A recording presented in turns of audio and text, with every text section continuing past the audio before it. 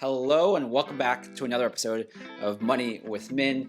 And today we're going to be taking financial advice from one of the best places to get this information, TikTok.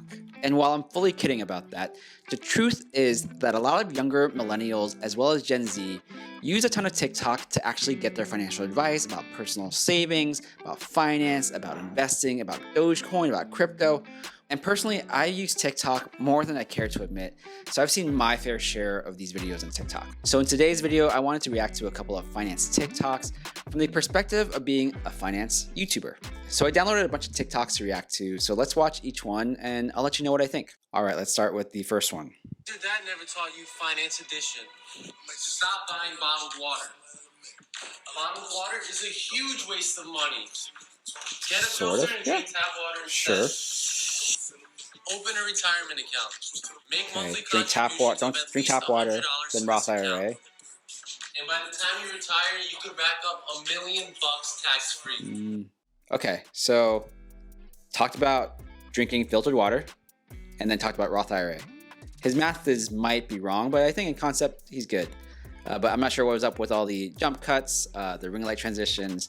But I think that's what the TikTok generation expects now these days. Let's check out the next video. Information that can save you money that most people don't know about. Splitting your loan payment in half and then paying twice each month. I'm still surprised by the amount of people that don't realize that you are going to save yourself so much interest doing so. Reason being is that with simple interest loans, interest accrues on a daily basis called a per diem. When you only pay once per month, you're allowing 30 days worth of interest to accrue in between each payment. If you split up that loan payment, less interest is accruing in between each payment. Plus, if you pay bi-weekly, you're paying one full extra payment per year. So what he's talking about is instead of paying your monthly mortgage at the first of each month, you're splitting it up to bi-weekly payments. So in theory, mathematically, you're paying less interest overall, as well as paying 26 total payments over the year, which is actually one full extra mortgage payment. So yeah, overall, good advice. If you want to do it, check out with your mortgage company if they allow it. Hey, John, what's the best stock to pick? All of them. Now, I want to start investing. Which stock should I pick? Oh, you're a beginner? Pick all of them. What do you mean pick all of them? I don't have the money to buy every single stock. Let's say you bought one share of VTI. Buying this one share is like owning 3,000 individual stocks. You'll own a tiny sliver of Apple, Microsoft, Amazon. If you bought one share of Tesla and they go bankrupt, you lose everything. If you bought one share of VTI and a company goes bankrupt, you still own 3,000 other companies that are making you money. 10 out of 10 video. So this is the same advice that I give to pretty much everyone that asks, how do I get started investing in the stock market? Simple answer is open an account with no fees and buy one share of VTI or VOO, which will spread you and diversify you in the entire market. So go out there, start investing. If you haven't, check out my link below for Webull. If you download it, you can get 2 free stocks, maybe up to 4 free stocks with promotion right now. But check it out. You get free stocks. I get free stocks. And again, pick VOO or VTI as your first stock if you decide to invest. If you're a college senior or you just graduated, stop. You need to hear this. When I was in your shoes, someone told me to open up a Roth IRA and start funding it. I did. I think I started with $50 at first every month. Not too bad. I had just started my career, so I didn't know the difference if that money was hitting my account or not. It was painless. As I started making more money, I would max out the contribution. I think it was like $5,000 a year. And again, relatively painless. I was making money. And guess how much that account has now? Mind you, I haven't been able to invest in it in 2 years. 50 grand. And if I don't do a thing, if I don't touch it, if I just leave it in there for the next 30 years, guess how much I'll have? 500 grand. You should know. Yeah, so young people out there, Roth IRA, look it up. If you have no idea what it is, at least Google it right now. If you're 20 years old or even 18 or even 25, start investing in your Roth IRA.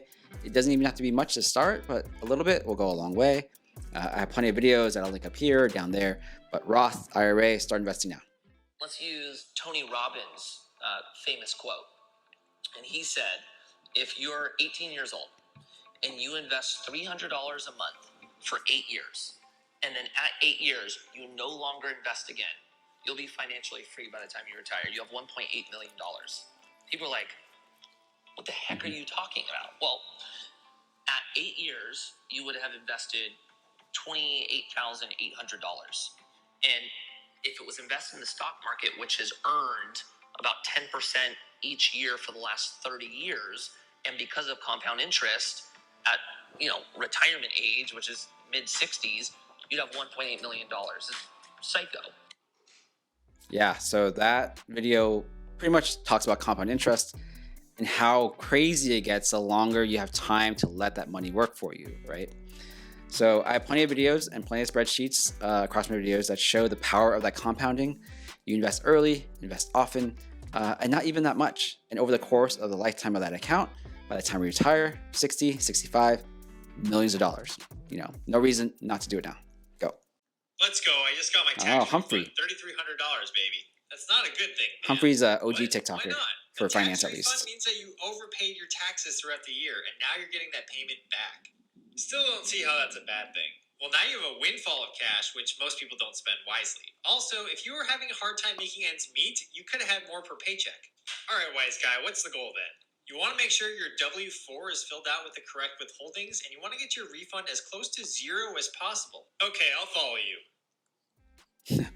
So that was Humphrey. He also has a pretty good YouTube channel as well on personal finance. But I remember seeing him years ago when I was first on TikTok, and he was one of the original finance guys. But yeah, this is great advice. In theory, it's a bit tough to do because you got to really look at your W-4 and how much taxes you're paying. But yes, ideally, you don't want a huge tax refund. A little bit of tax refund is just fine though. These 5 steps made me a millionaire by 30. 1. Never take on bad debt. Credit cards. If you do have credit card debt, make sure it's your top priority to clear that out before you do anything else with your money. 2. Optimize your spending habits. I was raised in a Mexican household. Culturally, that meant don't buy anything you want, only buy things you need. This scrappy mentality is how you need to act and think as you build your wealth. 3. Emergency fund. Gotta save for emergencies or a rainy day, which is Oh, he lives in a van. 4. That's awesome. Invest your money. Intelligent people keep the bare minimum that they need in their bank, because bank money really doesn't make money. Investing is quite simple if you do it the smart way. Roth IRA, index funds, and ETFs. Don't be handpicking stocks or cryptocurrency. Invest into the S&P 500. 5. Invest in yourself. Learn how to make money online like I do. 5 steps that made a millionaire by 30.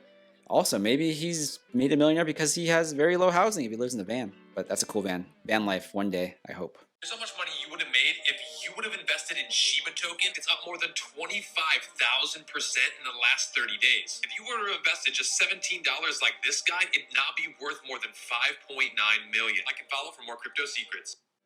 So those types of videos, only if you invested this in a very speculative crypto, you would have this much money by now. Those are all very crazy bets and backwards looking. My view on crypto, especially for the crazier ones like Shiba and Akita, and I think that there's Dogelon now.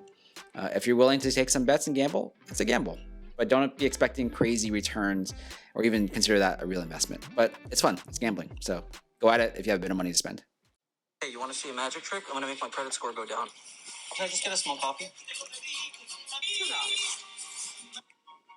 Let's do it. Are you good with money? Do you have a high credit score? Well, it turns out those two things have nothing to do with each other because credit scores aren't a real measurement of financial responsibility, and they only exist to make rich people richer and poor people poorer. According to banks, a credit score is a way to determine how risky it is to lend you money. But ironically, a person with no debt who pays for everything in cash and has the least risk would have a credit score of 0. And that's because the only way to raise your credit score is by taking on debt and then paying it back, which is suspicious considering that it costs you money to borrow money, and that money goes to the very same people who are requiring you to go into debt to be able to borrow money in the first place. The fact is that capitalism revolves around being in debt. The only people who are not in debt are the ones lending you money and profiting from it. Banks. How about this? The richer you are, the more money you can borrow at a lower interest rate, which you can then invest to make even more money. But if you're poor and have bad credit, it's extremely expensive for you to borrow a very small amount of money, which you're not investing but using to pay for basic necessities. And credit scores don't just affect how much money you can borrow, but where you're allowed to live and what kind of car you're allowed to drive and what kind of job you're allowed to have and whether or not you're even allowed to have utilities like water. Because capitalism only works if people with a lot of money can make their money by taking it from people without a lot of money and keeping them that way. So I think he was talking really fast, obviously.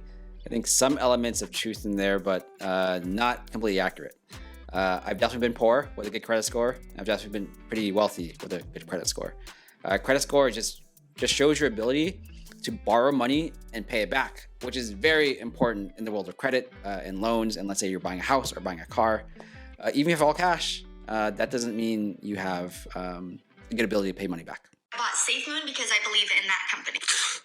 Who the hell still looks at fundamentals when you're trying to choose a crypto? Doge is now the fourth largest crypto of all time by market cap. What fundamentals? The gambler's method is to find the cryptos that the whales are pumping and dumping through price action and mainly volume. Not only there needs to be volume when the price is pumped up, the action also needs to register on the blockchain, and it shows the whales when they're accumulating. Take Doge, for example. See the third last row there? Those 91 whales became 90 whales, which means one of them has sold out. But with Doge, what you really need to look out for is the number one guy, aka Elon Musk, who holds 26% of all coins. In fact, see the 11 guys behind him? Those top 12 guys hold something like 40%. If any one of them sells, then you follow and sell at least one third or half. But on the whole economy level, big whale is the Federal Reserve, and look out for their 10-year treasury. Bro, some big whale just sold all his Bitcoin.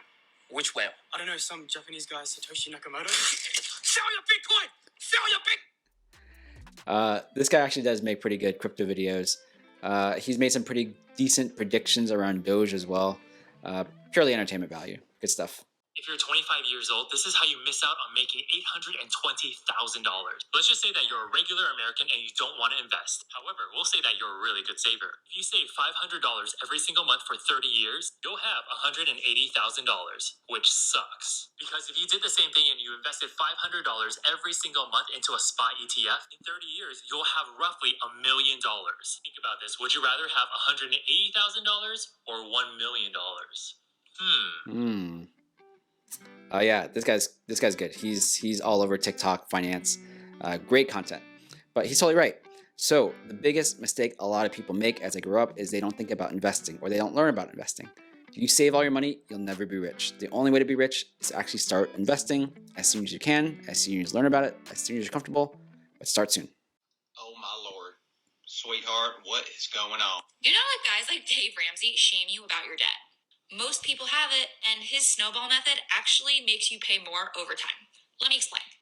Dave likes to use something called the debt snowball, which is where you make minimum payments across all of your debt, but then pay down the smaller balances first and move on to the larger balances. I prefer a debt avalanche, which is where you make minimum payments across all of your debt, but you pay down the highest interest rate debt first. This is largely going to be your credit card debt because they have interest rates of 22 to 25% annually, whereas something like student loans or your mortgage may be closer to below 7%. Just by switching the order of your debt repayment, you can cut down the amount of time it takes you to pay your debt back and save thousands of dollars in interest.